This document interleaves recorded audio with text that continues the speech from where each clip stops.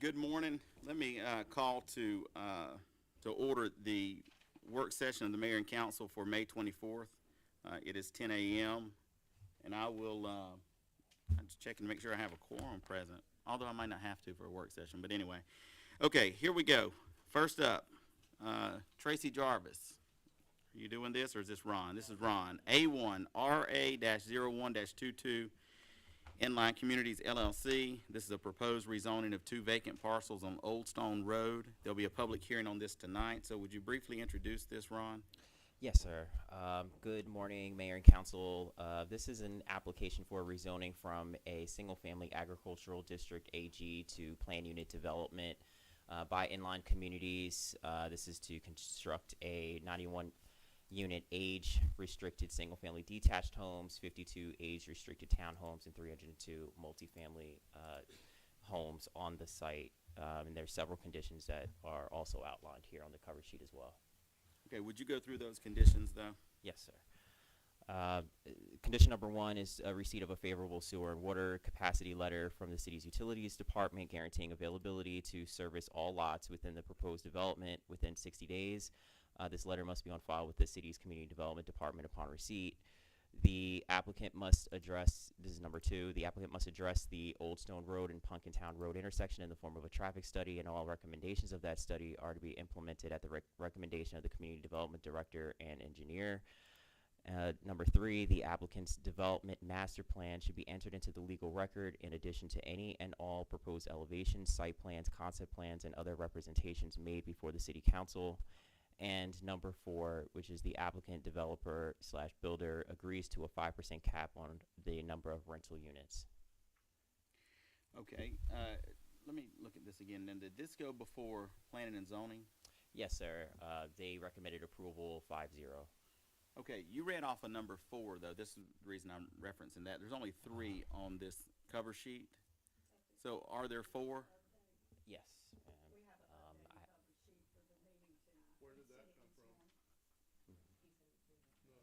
The cap. The fourth condition came after the planning commission took a look at the application last week, and they recommended the 5% rental cap. You can't do that on apartments.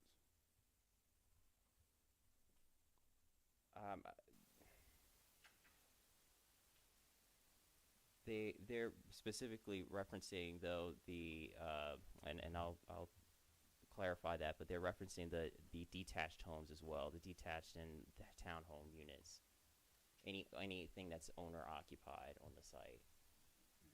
So where did the 4th condition come from? The planning commission. That's their recommendation. At the planning commission hearing. At the hearing last Tuesday? Yes, sir. Right? All right, read it to me again since I don't have it. The applicant slash developer slash builder agrees to a 5% cap on the number of rental units. Let's see.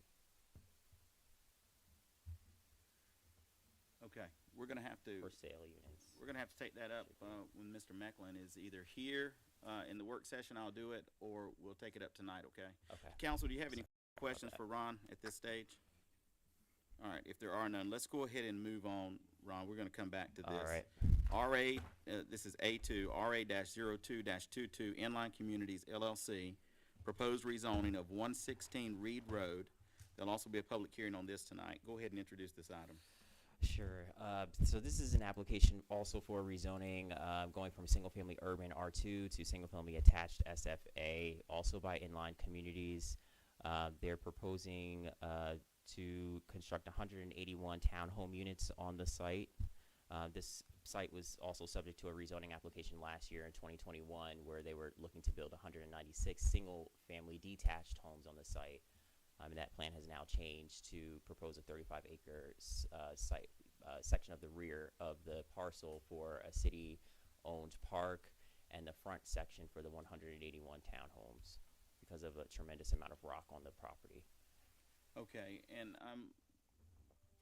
so when I look at, let me just see if this matches. Will you scroll this down just a little bit? Okay, so when I see the conditions on this cover sheet, some of these have been redlined out. Where did that occur? Yes. So staff Explain is, that to me. Yes, staff is recommending the conditions that are listed in red to be removed.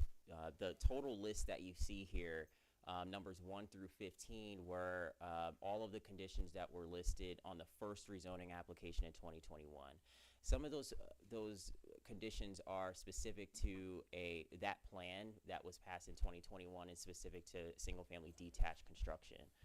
So staff found it prudent to take those sections out, being that the nature of this development has changed. Okay, so when it went before planning and zoning, were these red lines in there then? Yes. And so their approval 4-1, or their recommendation 4-1, included that these red lines would be taken out. Yes, sir. Okay. And there's also a 16th condition as well that was not included with it. That was not a part of the 1 through 15 from 2021. We're adding this 16th one that you see here also on the bottom here in relation to the park in order for us to gain emergency access for our emergency trucks to get back there in the event of emergency. Okay, I understand. However, was that 16th one there when it went before planning and zoning? It was, yes. Okay, Sir. all right. Then I have no objection to that. All right, council, do you have any questions for Ron at this stage? Again, there will be a public hearing on this tonight. What was the purpose for Mr. the red Carter? lines? Why did you redline things out? I didn't want to take out, I wanted you to see the list in its entirety that you did pass back in 2021, and we just wanted to show the ones that are not applicable to the townhouse development. So we're recommending that doesn't move forward with this application as a 2022 application for a townhome development, since they're not applicable. So we're just showing where we're taking those parts out. Okay. All right, any other questions? Okay, all right. Let's move on to A3, RA-03-22, CWD Properties, LLC, rezoning from AG to C1 at 1101 West Bankhead Highway. There'll also be a public hearing on this item tonight. Ron, go ahead and introduce this item. Yes, sir. This is an application, CWD Properties LLC. They're also looking for a rezoning from single-family agricultural AG to commercial low-density C1. They're proposing to build a 12,200 square foot training facility. It's an office for Wayne Davis Concrete, and it's a 2-acre site. So staff is recommending approval with no conditions. Okay. This went before planning and zoning, I see, and this was recommended approval 5-0. Is that correct? That's correct. And will you just explain, if you can, the location of this? There's not a map up. I know Sure. where it is, but can you try to explain so Sure. that everyone here knows what we're talking about? Yes, so this site is located on the northwest corner of Waterford Drive and Veterans Memorial Highway. It's almost adjacent to Rocky Branch Road intersection, near the No. public storage facility a little bit further down. It's not. It's much closer to the Martins. Or the yeah. The Well, Martins. Rocky three, Branch Three is- Rivers, or three, what is it? Three Three West West. All right. Parkway. That's Okay. it. Three Okay. West Parkway. We'll work on your mapping skills. All right. Do you have any questions for Ron, council? I do. All right, Mr. Montahan. So this is going to have access via Waterford Drive, is that correct? That's correct. And so, what do we know? I understand it's going to be primarily.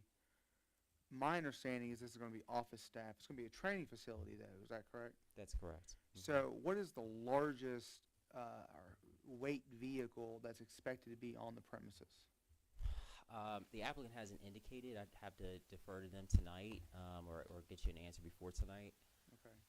But they did indicate that they're not proposing like large trucks or anything like that for the facility. You know, that it's primarily a passenger vehicles that they're looking at, and some company vehicles. Okay. So my overall question is Waterford Drive in a condition? I understand it's a residential subdivision street, but that first part that's going to be used for commercial traffic, is it in a condition to handle the commercial traffic? And if it's in that condition, what level of condition does it have to be in to handle whatever kind of trucks that they're bringing? Because my other understanding is that they're probably not permitted. I assume GDOT has not granted them a driveway permit, which is why they're accessing on Waterford Drive. Is that correct? That hasn't been indicated to me. I know that they do have some driveway distance requirements at the state level, so I can only imagine that since the site doesn't have very much width or frontage on Veterans Memorial. Okay. So, yeah, those are the questions I have Mhm. that I would like to find out tonight. Okay. When he said office Carl. training, exactly what kind of training goes on? They haven't indicated that either to us. They just said it's a training facility. There's no heavy equipment or anything like that. It should be contained within the building itself. All right, anyone else? Okay, so this item will have a public hearing tonight. Jim, let me ask you, are these mics on? Okay, I normally can hear them in these speakers above me. I just want to make sure that they're working. Everybody here? Okay, I know you can hear me because you can hear me without the mic. All right, A4, RH Events and Catering, LLC, doing business as Shake, Rattle, and Rolls. This is Ms. Nairi. Come on up here. Introduce this item for us, please. Good morning. RH Events and Catering LLC, doing business as Shake, Rattle, and Rolls, seeking permission to operate a food truck, which is Shake, Rattle, and Rolls, on Monday, May 30th, 2022, from 1 p.m. to 5 p.m. at the parking lot, 1000 Shoreline Parkway, which is assigned to like Mirror Lake Homeowners Association. There will be no alcohol served. There will be no road closures, no street closures. And basically just providing the background. They have 30 years experience in providing this different various corporate events. One of two food trucks. Again, the one Shake, Rattle, and Rolls is the one that they're permitting or looking for permission for. They've provided services, Wellstar Health Systems, Geico, Walmart, that sort of thing. So, and our ordinance says that they have to receive permission to do so. So that's why we're here. Okay, council, does anyone have any questions? Mr. Carter? This is at the Mirror Lake Community Center area, is that correct? Yes, 1000 Shoreline Parkway. Google Maps has it. I have a photo, but it's not really clear. It looks like it's there where the clubhouse on. Yeah, exactly. Yeah. Exactly. All right, anybody else? Okay, so, this is for just Monday, May 30th? Yes. From 1 to 5 p.m.? Mhm. So, I think that's probably understood in the cover sheet, but maybe, just in the future, when you do your motion, if you would just add that specific, date and time to it. Okay, All under right, the motion, okay. Is there any objection to making this consent item number 1? All right, there's no objection, this will be consent item number 1. Okay. Are you up next? No. No, you. Well, thank you for being here. You're welcome. Made your way all the way down here to do that one item. Oh, you got another one? All right. A5, Gold Dust Recreation Gymnasium HVAC Project. Mr. Griffin, Yes, sir. go ahead. Okay, this item is a budgeted item. I'll try to speak loud and clear. We have in the budget $262,500 for this project. Staff put out an RFP on the website, which was a request for proposal or quote, depends on how you want to word it. We had a pre-bid meeting on April 11th. We had 2 different companies come and attend that meeting where we discussed the ductwork and the type of units that we want, and kind of just did a walk around the facility so that these companies knew exactly what they were to bid on. Staff also engaged before this RFP was put out, Ralph Screeder's company, HVAC Consulting and Design, to do proper load calculations and verify that the equipment that we would like to be placed at this facility was adequate. So staff received 2 proposals, one from KBS Heating and Cooling and the second from PV Enterprises. KBS Heating and Cooling, its quote came in at $219,346,000. Staff recommends engaging with KBS for this project. The overage or the savings that we would have in that line left over will be to provide electrical material and the circuitry and et cetera to provide power to these units. All right, that's good information. Anybody have any questions for Nick? Just that, Mr. Carter. that 43,000 plus, you say just electrical equipment, Electrical equipment, circuits, panels, the conduit. This something that has to do with the same project, or Yes, is, sir. It's providing power to these 4 units that were going to be placed outside. so we have to supply an extra $43,000 Yes, sir. I did above not- and beyond the bid? It's not that total amount, but that money will be used to provide the power to these units. Okay. All right, anybody else? Ms. McCoy? I was reading the thing, and it says here that these are gonna allow for the removal of the floor fans and suspended heaters in the gym. Does that mean that removal is included in this price, or is that separate? That's correct. It is included in this price. Okay. And I mean, y'all probably can't answer this, but why were the quotes so from 219,000 to 389? It would be speculation for me to Okay. explain. Fair enough. Yes, ma'am. All right, anybody else? Okay, is there any objection to making this consent item number 2? All right, this will be consent item number 2. All right, Nick, you have the next one. A6, concrete material base storage project. Go ahead. Yes, sir. This item is also budgeted. We have a total of $60,000 budgeted for this project. Staff also put an RFP out on the website, and we spoke with 2 different companies to provide proposals for it. Just to kind of brief you on what we are aiming to do and what we would like to build. Back behind the Avani building, there's some empty space that we'd like to fence in and utilize for this purpose. And the purpose is to provide storage for material, aggregate things and consumables that we use as Public Works Department, or our Public Works Department uses on a daily basis. It would provide means to store quite a bit more material than we're storing now on site. And it'd be a safe means to do so. It'd be not only convenient but more efficient for the Public Works Department to have this built and stored. Okay, are there any questions for Nick on this item? Mr. Carter? These are open bays, is that concrete? That's correct, yes, sir. It's going to be an 80-foot wide by 20-foot deep slab with 6 walls, poured walls, placed on top of it, and that would provide an open bay storage container, essentially. Okay, anybody else? All right, is there any objection to making this consent number 3? All right, let's move on to A7, application and lottery process for package stores. Jim, I'm going to ask you to see if you can turn this up a little bit, because I'm having difficulty hearing, because I hear so many things going on in the room. So see if you can turn it up a little bit in the room. All right, this is Ms. Nyree. Yes. Go ahead.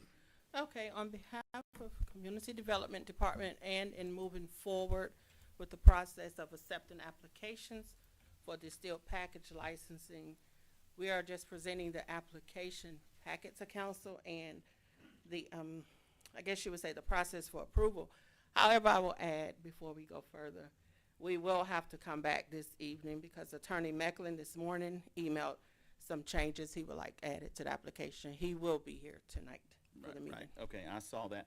So, council, do you have any questions about this application process? What has happened is staff has put together the process for these applications, and now bringing it to the council so that you can be fully aware of what this process is, and if you have any questions or anything at this stage. There would just be a paragraph change this evening. It really just relates to the city having the ability to stop the process if they find that there is any issues with it.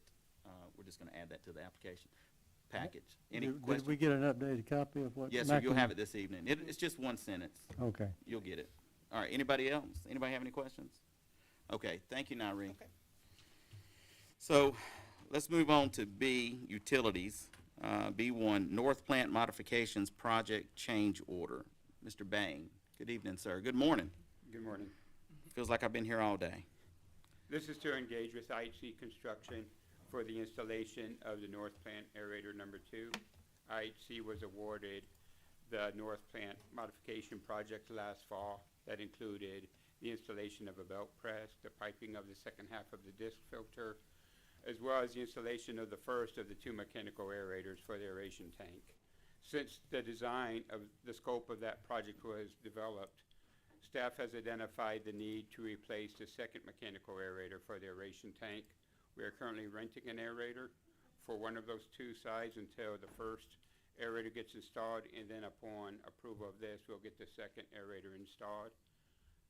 Staff recommends approval of the contractor requested change order in the sum of $65,404.60. This will essentially make the aeration tank whole again and back operating at full capacity. Okay, council, do you have any questions for John? It says it's Mr. Carter? budgeted. How much was budgeted for this item? The total project we have for the year for the North Plant modification in the budget was approximately 1.9 million. To that, we've assessed some This expenses. is just a small piece of that. Okay. Yes, That's sir. right. Yes. All right, any other questions? Okay, is there any objection to making this consent number 4? Okay, that'll be consent number 4. Thank you, John. Thank you. All right, let's move on to C1, Finance, fiscal year 2023 budget calendar. This has been submitted to council. I don't know if you had an opportunity to go over it, but we'll let Sarah introduce this for us. Good morning. Good morning. So Jennifer sent the budget forms to the departments recently. They are currently working on them. They will be due back June 9th. So then we looked at this budget calendar. It's set up similar to last year's budget calendar, but also the millage rate calendar. It shows the meetings, staff meetings, also council meetings. We would have a special called meeting on August 23rd for a workshop and a public hearing for millage rates. We would have a special called meeting on August 30th, another budget workshop, and another public hearing, and that's when we would ask the council to adopt the millage rate. I'm just looking at the red lines. And then we would have the normal council meeting in September, which would be a public hearing for the budget, and then adoption of the budget on September 20th. So those would be the council meetings, but as you can see, there's some other lines on here just for information's sake when items would need to be advertised and that sort of. I had a question on here about the council retreat, again, kind of following similar to what we did last year, wondering if the council would be amenable to a council retreat on August 18th and 19th. And a council person asked me earlier today if any plans had been made for that, and they have not. We haven't thought of a location or even what that might look like. This is a rough calendar, but it's going to follow a pretty similar pattern. You know, I'm sure things will come up, things will get moved around, but this looks pretty good to me. Is there any questions for Sarah? All right. Thank you, Sarah. Thank you. All right, let's move on to, oh, I've already reached the end. So I'm going to review the consent agenda. Well, so I said earlier that we might take up A1 again, but we can't because Mr. Mecklin's actually not going to be here for the work session. I'd forgotten, that's what his email said earlier today. So we're going to take that up tonight. So let me go over the consent agenda, and then if anybody has any objections, you can let me know at the end, and then if not, they'll prepare a consent agenda for tonight. All right, consent number 1, RH Events and Catering, LLC, doing business as Shake, Rattle, and Rolls. Consent number 2, Gold Dust Recreation Gymnasium HVAC Project. Consent number 3, Concrete Material Bay Storage Project. And consent number 4, North Plant Modifications Project Change Order. Does anybody hear anything different? So we not put the budget calendar on, was it just information, or is that? That's just for information. Okay. Okay. Is it for information, Sarah? Do you want to, did you want that to be passed? I didn't look at your cover sheet. Okay, I mean, it's not, And we approved a previous calendar, and I think it looked mostly the same. sometimes we do it just to make sure that you all have But- seen it, but, well, so is there any objection to making the fiscal year 2023 budget calendar consent number 5? Yeah, because she's supposed to make a few changes that we had talked about while she was up here. I'd like to see, Will you be able to I'd like to see a make- copy. Will you be able to fill some of those in before we, okay. We had talked about adding some dates for the mayor and for the finance chair. So just work on that. Maybe we'll get something this evening, okay? It's all going to be fluid anyway. Okay, so we'll leave it with those 4 consent items for now. So do we have any public comments? Anybody sign up? Is there anybody here who would like to do public comments? Okay. Okay, I'll close the public comments. Mr. Barber? Yeah, we've got an update on Pumpkin Town if we Okay, council would like to hear it. sure. Love to hear it. Do we have any material? We have 2 alternatives on a hard drive. Oh, they've got it? If you Okay, get I'm, them but we don't have it up here? Okay. Where do you hook it up? If you Really? access the- Yeah, it's right here. I was gonna take it out because I thought it was a virus. I was gonna tell Jim on it. But I said, maybe not. So what we've done is we've brought 2 different alternatives for the Pumpkin Town Road. All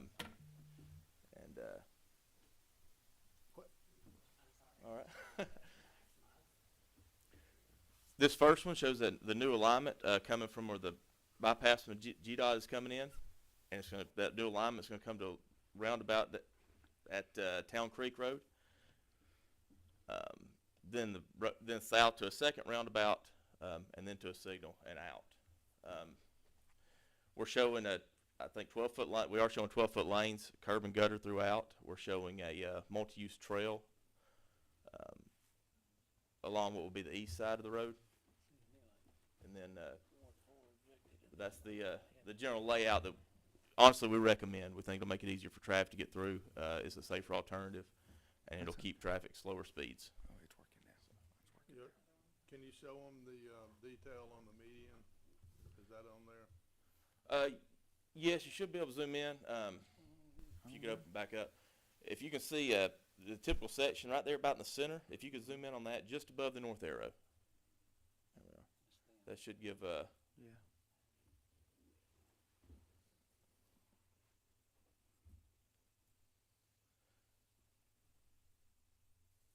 So you see on this, we pulled out the 2-way left turn lane, and that is now a raised median. Mostly throughout, there are some turn lanes in there to give vehicles access, but that median, raised median, runs throughout the project. So that gives separation between your traffic lanes. So that's to address Mr. Montane's concern about the open median. Yes, thank you. But that's Is that it? that's it for this one. We also brought a second alternative. Okay. To address concerns. What this one shows is staying on the alignment as it is now on Pumpkin Town Road. So you come off the newly constructed roundabout, the small mini roundabout that GDOT built, and you'll stay on Pumpkin Town Road.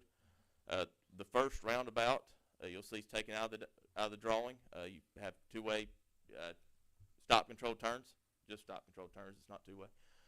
But then that'll go to the roundabout, and then that next intersection at Shoreline will be a signal.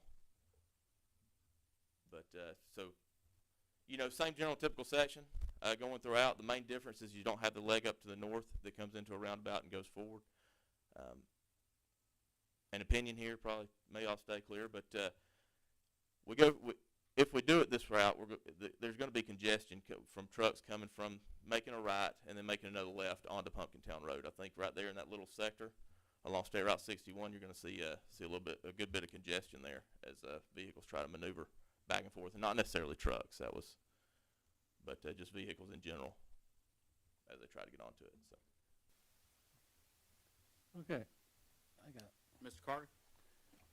I think that's the whole idea, was to prevent trucks from getting on Pumpkin Town Road, so. It is, and trucks, that was misspoke there. That's the reason, if you come off of the intersection of the north bypass, this becomes the east connector. We have the north bypass connector, and then we have just created the east connector, which I think they're having meetings about over in Mirror Lake. So the reason I would support fixing Pumpkin Town without adding that leg is to prevent trucks from getting on Pumpkin Town if we can, if at all possible.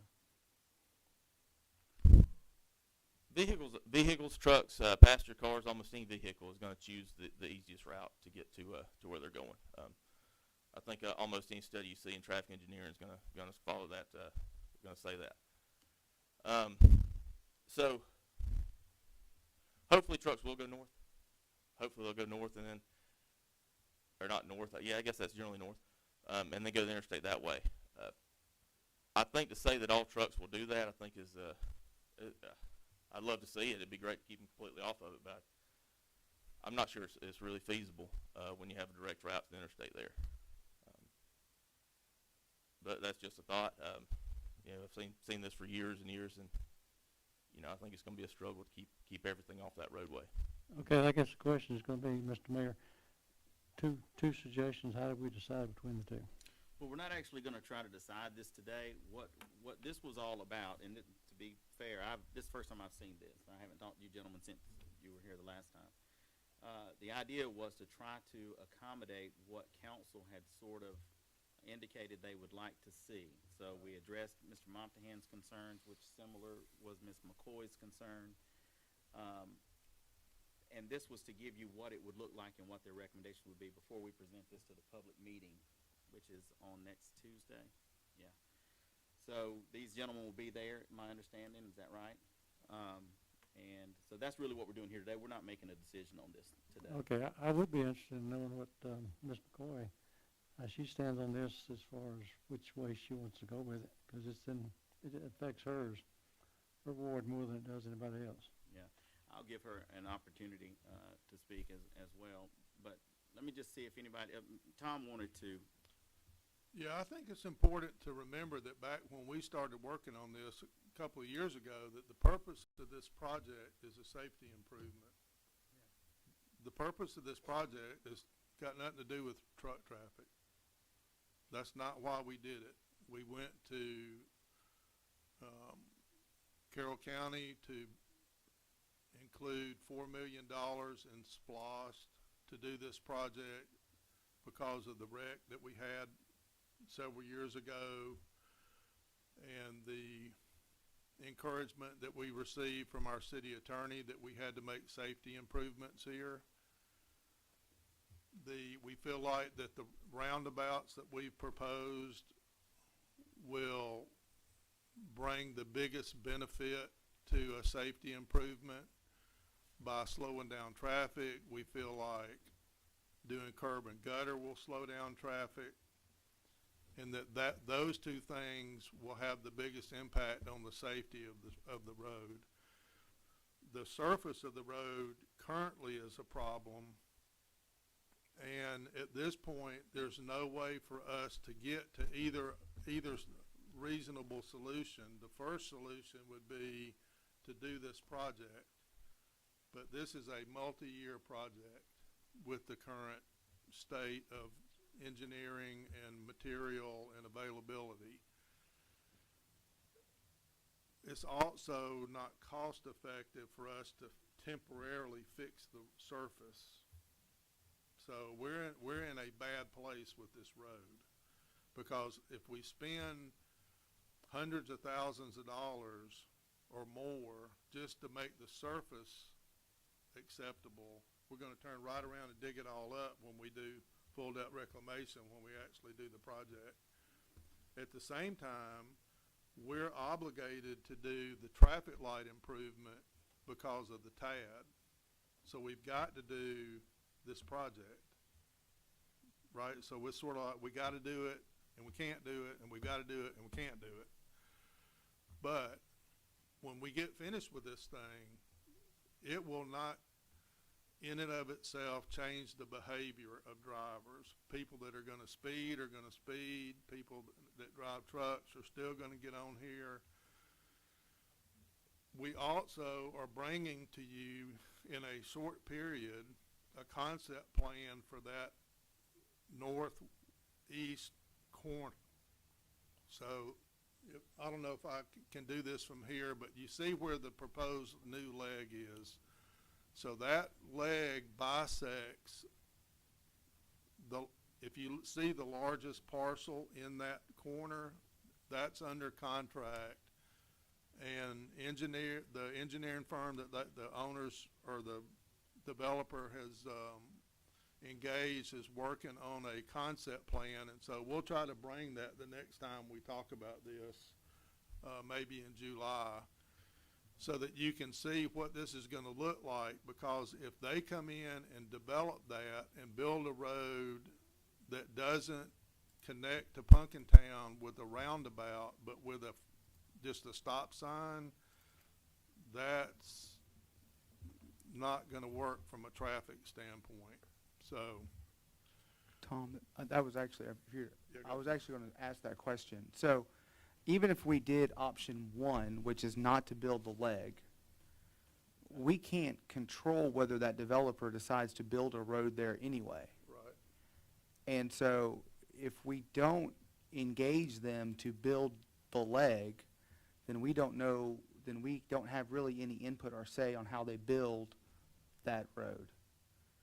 So it's 6 of one, half a dozen of the other is what it seems like to me. I mean, that road's gonna be constructed, whether we build it and we influence how it's constructed, or we leave it up to a developer that's gonna put something that's probably not gonna be, to our standard.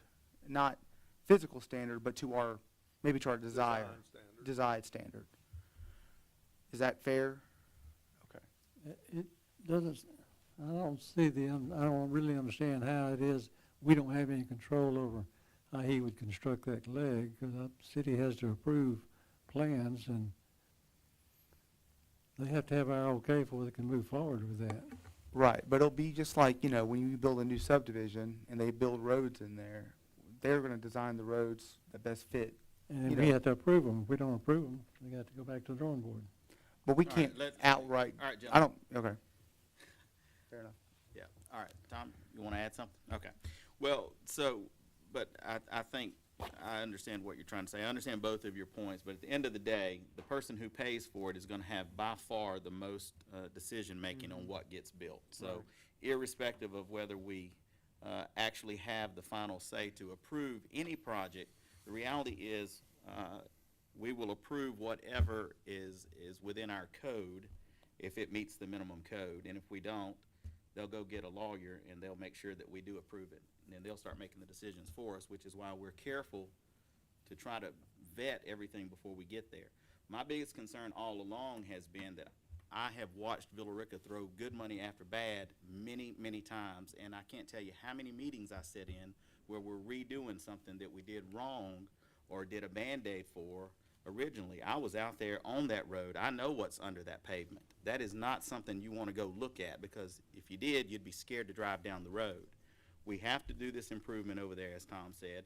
Our job here is to make the very best decision for all of the taxpayers and all of the people who travel this road here in the city of Villa Rica. What we're doing here is trying to give the options. We're going to try to bring the public in and let them see it. And at the end of the day, a decision will be made, but we have to listen to the people who designed this stuff and know what they're doing. There is every indication the developer will build that leg irrespective of whether we do or not. I've also been contacted by the state representatives telling me that they would be prepared to assist in the cost of that if we were to do it as opposed to a developer.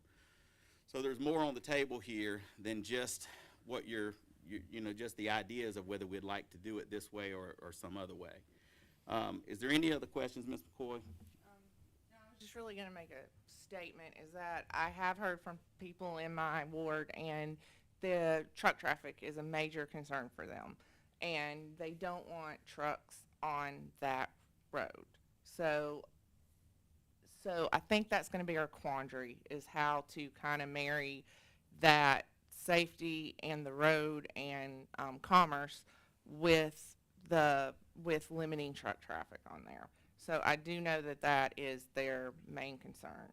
Yeah, I don't think there's any question about that. And one of the things that we've thought about is, as Councilman Moptahan pointed out, and the reason that you see these raised medians here, and you had talked about it as well, the idea was that you would raise these medians and then you would make it sort of like a parkway, which would discourage truck traffic. But what these guys are essentially saying is that no matter what the vehicle is, whether it's a passenger car or emergency vehicle or a tractor trailer, they're going to take the route that is easiest for them.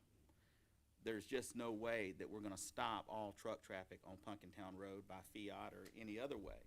We can do everything we can to discourage it. We can put officers out there. We can try to write tickets. We can do these roundabouts to slow them down. We can make it, less appealing to travel down a highway with roads through the middle of, trees through the middle of it. Those are things we're trying to do here. But you're right. We all know it's the trucks. The trucks are the issue. But if we make it worse by making this jog, all we're doing is really delaying the fact that we have to make it safe for all of these vehicles, irrespective of whether it's emergency vehicles that are oversized. Some of our fire trucks are huge, school buses. You know, you even have short tractor trailers that aren't 18 wheels that still need to move through here. So this is about bringing an option here. This is also going to be presented at the public meeting, and we'll see, we'll see what we can get out of the public meeting for this. But I understand that, and I think everybody does. Go ahead. I do have one more comment though, and this is from my own personal thinking about this, is that is like 6 one way, half a dozen another.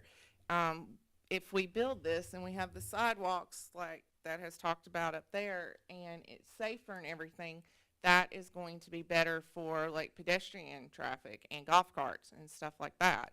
But and then the other thing is too, is if we don't route trucks, or trucks don't go that way, they're going to go through downtown. So there's a lot of kind of, I don't want to say robbing Peter to pay Paul, but there's a lot of, if we get it for this side, or we get it for this ward, it's going to affect this ward. And I'm using that in geographical sense, not by people.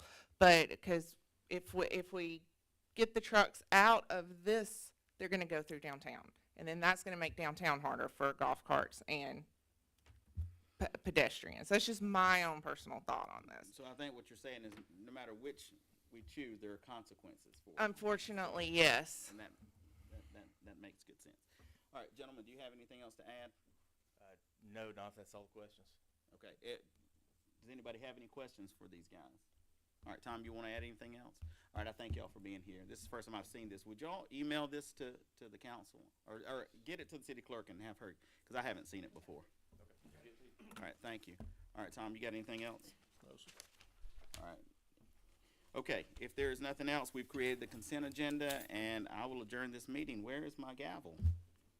They gave it away.